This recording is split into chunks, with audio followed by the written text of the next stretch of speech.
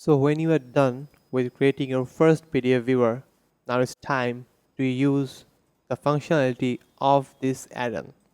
This add-on can show or embed the PDF viewers on a page or a post. So let's check it out with a page.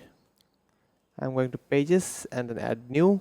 I'm showing it as an example. You can use any page you want. There is no restrictions at all. Now give the page a title, WPBakery PDF test.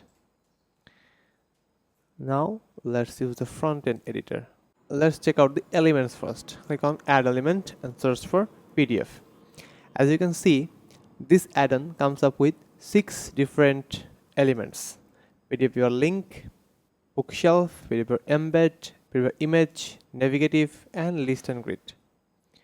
So when I'm talking about the PDF viewer link, what this element will do, it will create a link with a custom text which can be clicked and it will open a PDF viewer.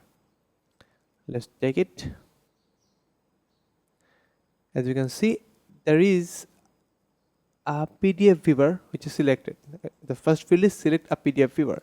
You can select any PDF viewer from here, and then there's a link class and the link text. Let's change the link text to understand it better. Let's say check this PDF out. And the link target shows whether you want to open it in new tab or the same tab. Let's open it in a new tab. And then click on Save Changes. Now let's publish the page. So you can see this is a link now. So when someone will come and click on this link, they can read a PDF with the PDF viewer.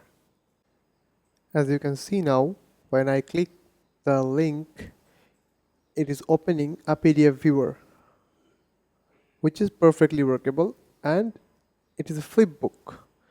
You can see the page changing animation are brilliant.